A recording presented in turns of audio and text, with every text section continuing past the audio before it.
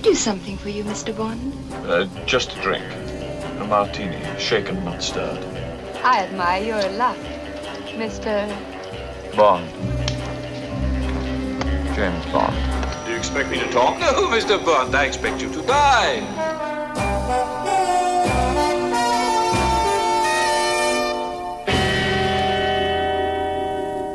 Salut les cinéphiles, bonjour ou bonsoir à tous, c'est Alex, bienvenue dans le Saloon et dans cet épisode final de notre série Vodka Martini. Ça y est, après 14 semaines et tout autant d'épisodes, on arrive à la fin de nos épisodes spéciaux consacrés à la saga James Bond. On devait à la base être juste à temps avant la sortie de No Time to Die, le 25e épisode, mais comme vous le savez, eh bien, il a été décalé à novembre, si tout va mieux d'ici là bien sûr, ce qui vous laissera encore plus de temps pour rattraper tous nos Vodka Martini et voir ou revoir les James Bond.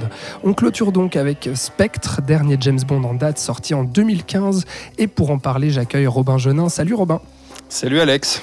Alors Robin, après Skyfall, qui était un épisode plutôt à part dans la franchise, parce qu'il explorait notamment les origines et le drame humain de son héros, eh bien, le réalisateur Sam Mendes revient derrière la caméra pour un deuxième opus qui revient à des codes un peu plus classiques des James Bond. Et dans la logique de ce retour aux sources, le scénario remonte même très très très loin en arrière, puisqu'il fait revenir en fait l'organisation Spectre, qui donne son nom au film, et son boss inarrêtable Ernst Stavro Blofeld.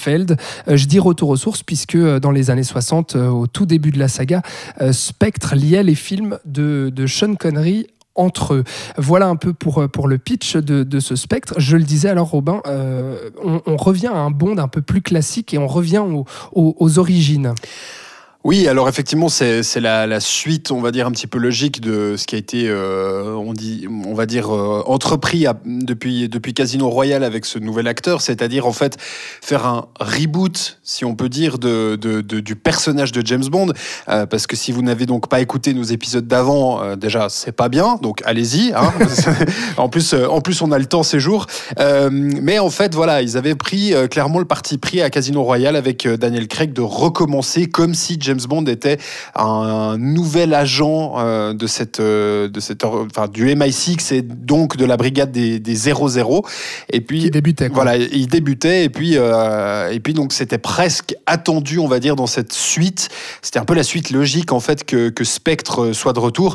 D'autant qu'effectivement, tu l'as dit, c'était une organisation terroriste qui était là déjà depuis un bon début. C'est vraiment un peu les némésis en fait de James Bond. On s'en souvient avec cette iconisation de Blofeld, son chat, etc. Donc c'était vraiment on met bien 4 à 5 épisodes avant de découvrir en fait le visage de Blofeld. On le voit que caresser son chat dans Dr No, dans Bon baiser de Russie et autres. Et puis après, on le découvre à un moment donné de visu, quoi. Voilà. Et en fait, là, dans Spectre, donc ils ont décidé d'y aller un petit peu à la truelle pour nous faire comprendre qu'en fait tous les films d'avant étaient liés entre eux et que Spectre était donc un petit peu l'aboutissement de cet arc narratif, ou en tout cas une pièce supplémentaire dans cet arc narratif. On verra si potentiellement il continue avec No Time to Die cet hiver. Donc en fait on retrouve notre James Bond un petit peu abattu par ce qui s'est passé dans Skyfall. Il a perdu M, sa mentor un petit peu. Et puis, en fait, il se trouve que juste avant de mourir, M lui avait enregistré une vidéo sur laquelle James Bond tombe une fois qu'elle a disparu.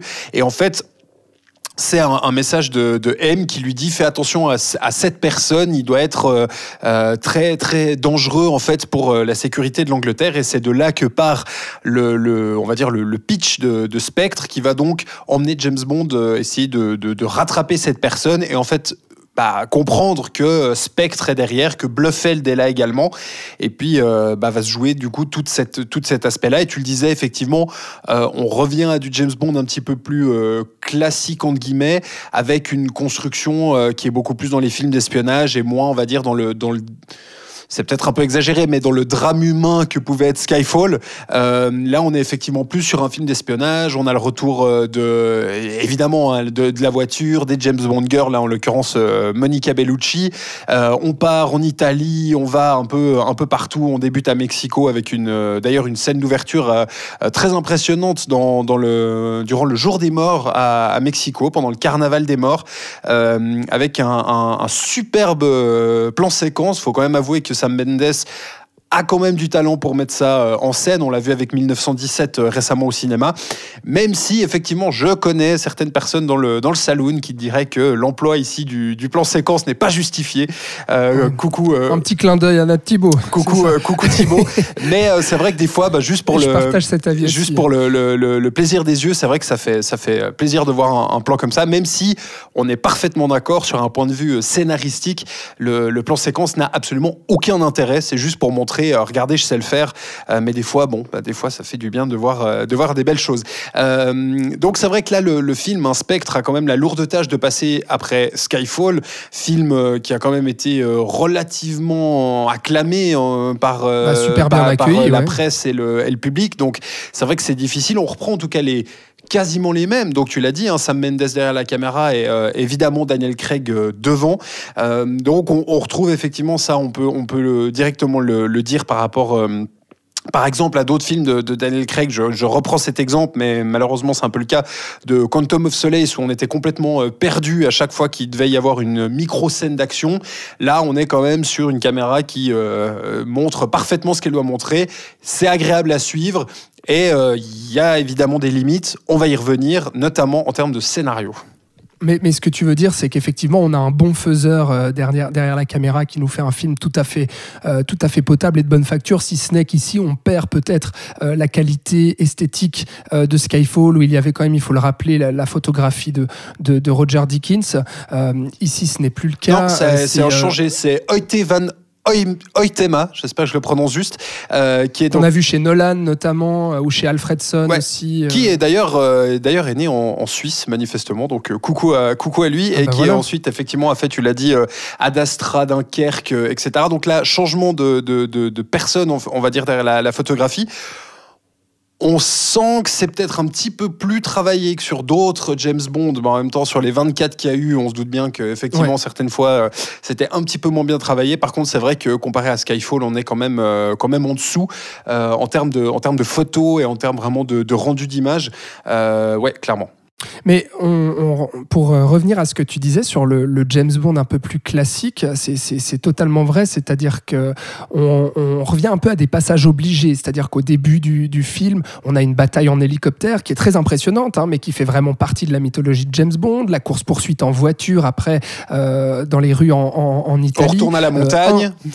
Voilà, exactement, comme au service secret de Sa Majesté, rien que pour vos yeux, tu n'es pas joué, le monde ne suffit pas, enfin bref, ça c'est assez classique aussi, même si là-dedans il fait ce qu'on n'avait jamais vu avant, c'est-à-dire qu'il y a un avion, en fait, James Bond conduit un avion qui va faire du surf sur la neige. C'est assez fou. Mais on a le mano à mano dans le train aussi avec l'ancien catcheur Dave Bautista. Ouais. Voilà, Batista effectivement. Qui est censé être l'homme de main en fait de Blofeld. On retrouve la base du méchant aussi à la fin, où on va aller dans la base de Blofeld. On retrouve la James Bond girl, ici jouée par Léa Seydoux, avec des problèmes familiaux et dont James Bond va petit à petit tomber amoureux. Une scène de torture, enfin bref, on retrouve un peu tous ces codes-là. Par contre, ce retour en arrière qui est opéré avec l'organisation Spectre, là, il est clairement bancal, parce qu'en fait, le scénario joue en fait sur un espèce de twist, Robin.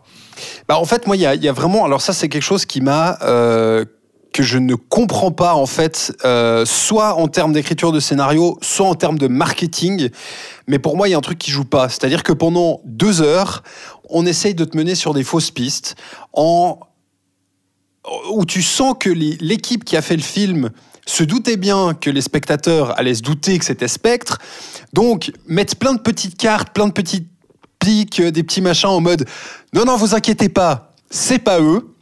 Et puis finalement, à 20 minutes de la fin, si, en fait, c'était eux. Le seul problème, c'est que le film s'appelle Spectre. Donc, il y a à partir d'un moment où quand le nom de l'organisation que tu essayes de cacher est le nom de ton film, pour moi, il y a un truc qui joue pas. Donc effectivement, tu l'as dit Alex, pour moi ça c'est vraiment l'énorme problème de ce film, c'est qu'en fait le scénario est vraiment super bancal. Quand je parlais avant de la truelle, assez malhonnête surtout. Hein, oui, fait. Et puis quand je disais en fait vraiment de la truelle, c'est complètement ça, c'est-à-dire qu'on va essayer de récupérer tout ce qui a été fait dans les films précédents, de ramener les méchants. Donc on revoit notamment dans le générique, on revoit Javier Bardem, on revoit le chiffre, on revoit tous ces méchants-là. Mr. White et tout ce monde-là, pour en fait te montrer qu'il y a ce fil rouge. Et puis, on va essayer de jouer un petit peu avec toi en disant non, mais t'inquiète pas, c'est pas Spectre, mais ça ressemble quand même un peu, c'est des méchants et tout.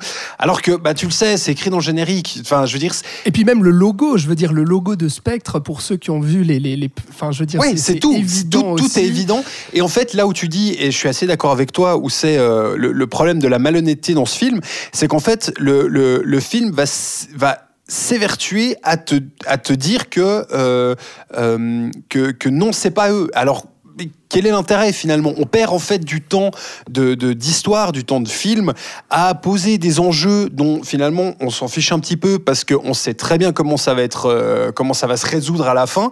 Je veux dire, de nous faire miroiter que Christoph Waltz est quelqu'un d'autre que Blofeld pendant 1h30 pour que c'est censé être Franz Oberhauser. Voilà, mais tout le monde sait que c'est Blofeld. Et du coup, en fait, c'est super chiant parce qu'on perd énormément de temps en termes de développement des personnages.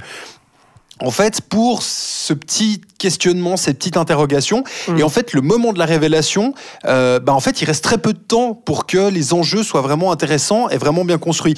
D'autant plus qu'ils ont eu l'idée absolument improbable de mettre une relation à peu près familiale, fraternelle, entre Blofeld et James Bond, puisqu'il se dit qu'en fait, une fois que James Bond a perdu ses parents, il aurait été recueilli par le père de Blofeld, donc une certaine rivalité était née entre les deux. Sauf que ça, on te le balance à 35 minutes de la fin, même si on t'égrène un petit peu au fur et à mesure, mais disons que ça t'est clairement explicité à une demi-heure de la fin.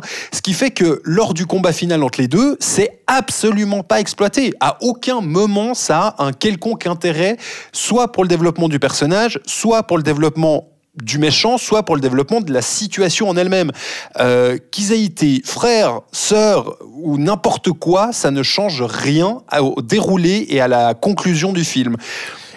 Et l'autre malhonnêteté que tu as évoquée aussi, c'est ce côté fil rouge où en fait on te fait comprendre que finalement c'est depuis Casino Royale, c'est Spectre qui est derrière tous les méchants, derrière toutes les mésaventures de Bond, alors que justement avec Skyfall en fait on dénotait un peu, où on faisait un épisode un peu à part comme je l'ai dit, avec cette rivalité aussi entre Bond et Silva, et là en fait d'un coup on te dit les scénaristes sont plus malins que les spectateurs, ils avaient tout prévu depuis le début, regardez finalement. Donc il y a une manière un peu de rétro-pédaler qui là aussi est assez malhonnête et flingue un peu, je trouve, le plaisir qu'on peut avoir à regarder cet épisode.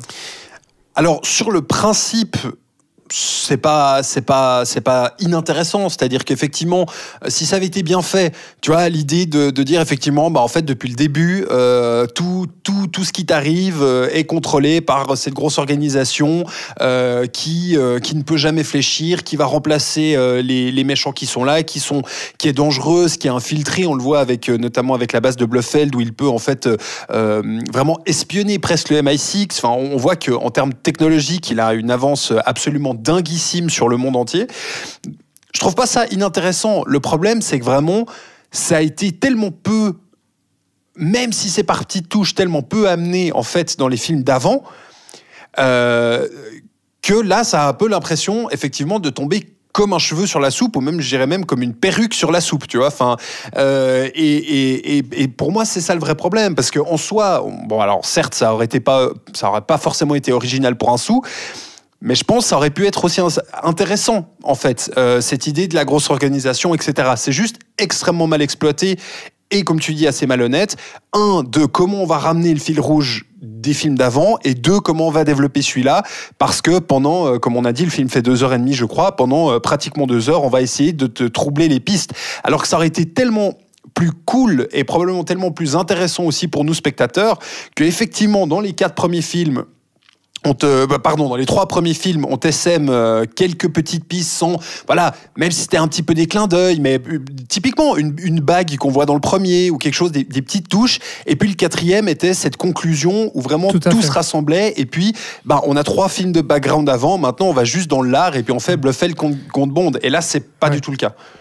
C'est ça, parce que c'était pas prévu avant, mais en fait on nous fait croire que si, donc c'est tout le problème. Mais au-delà de ça, j'ai quand même eu un certain plaisir en fait à regarder ce film et une certaine affection. Déjà, je pense pour la tenue globale du film, on a parlé de Sam Mendes, de la tenue de ses scènes d'action et aussi de son intrigue et du rythme, mis à part justement les démêlés en fait du scénario. Je trouve que c'est un film qui se tient, qui reste divertissant. Et dans ce retour en fait aux sources et puis cette manière de réappliquer en fait les codes classiques du James Bond, ce qui fait l'essence même du James Bond, j'y trouve quand même un certain plaisir à regarder Spectre. Oui, alors je pense qu'effectivement, si on ne s'arrête pas sur le scénario et qu'on peut, on va dire, passer au-delà, on a quand même des bonnes choses à se mettre sous la dent. Tu l'as dit, il y a certaines scènes qui sont vraiment, vraiment chouettes. On a évoqué l'ouverture du film du côté de Mexico avec ce plan séquence. Il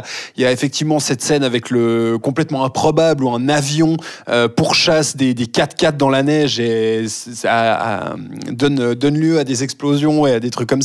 Le mano à mano dans le train qui est quand même assez brutal, hein. Enfin, je veux dire, Batista, c'est pas une petite carrure et le mec voilà, il est là. Il prend James Bond pour défoncer des portes et des vitres. Voilà, le mec est présent, tu vois.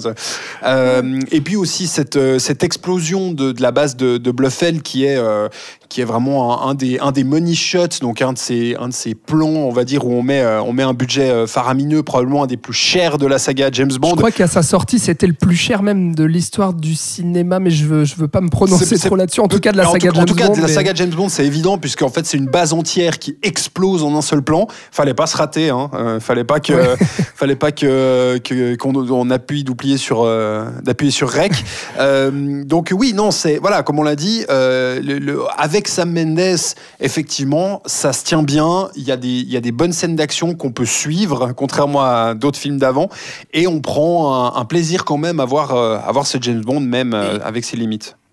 Et dans l'autre réussite quand même du film, en tout cas une autre chose qui se tient relativement bien, c'est aussi l'évolution encore du personnage de James Bond. C'est la grande force, je trouve, de la période de Daniel Craig, au-delà du fil rouge en fait qui tient les 4 films, c'est aussi l'évolution du personnage de film en film, avec le drame qu'il vit dans Casino Royale, avec la perte en fait de Vesper, dont il était tombé très amoureux. Dans chaque film, on sent réellement une évolution en fait psychologique et dramatique du personnage. Et dans Spectre, je trouve qu'on continue parce que James Bond va tomber amoureux petit à petit du personnage de Léa Seydoux et je trouve qu'il va aussi vouloir se donner une nouvelle chance d'aimer en fait James Bond. Et dans cette trajectoire de personnage, je trouve qu'il y a aussi un point positif à relever. Oui, alors effectivement de la suite parce qu'on sentait bien hein, notamment dans Quantum of Solace et puis un petit peu dans Skyfall qu'il se limitait un petit peu avec avec la déconvenue et toute la tristesse qu'il a eue avec cette histoire avec Eva Green, qu'il se limitait un petit peu, qu'il était moins James Bond comme on le connaissait avant, à draguer un peu tout ce qui bouge, etc. Et puis là, déjà, avec le personnage de Monica Bellucci et puis ensuite de Léa Seydoux, on sent qu'il reprend un petit peu de ce qui fait James Bond, finalement, avec les femmes, sa relation avec les femmes, même si, alors...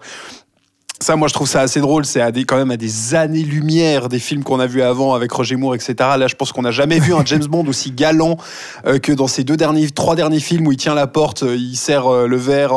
Enfin, voilà, vraiment, James Bond est galant parce qu'il faut pas non plus abuser. Mais voilà, en tout cas, ça, je trouve intéressant. Après. Sur un point de vue complètement personnel, j'ai un peu de peine avec le cast de Léa Seydoux que je trouve un peu raté. En fait, je la trouve complètement hors sujet dans sa manière d'interpréter ce personnage. On a l'impression, notamment, il y a une scène où elle doit lui dire adieu, en tout cas temporairement, avant une scène de baston. J'ai l'impression qu'elle va aller acheter son pain et ses croissants, tu vois. Enfin, j'y crois absolument pas, mais c'est vrai.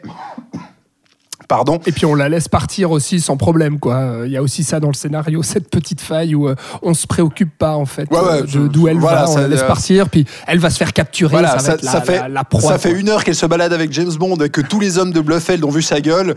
Par contre, une fois qu'on revient à Londres, il n'y a pas de souci, elle peut aller se balader tranquille, toute seule. Puis Christophe Waltz en fait un peu des caisses aussi, quoi.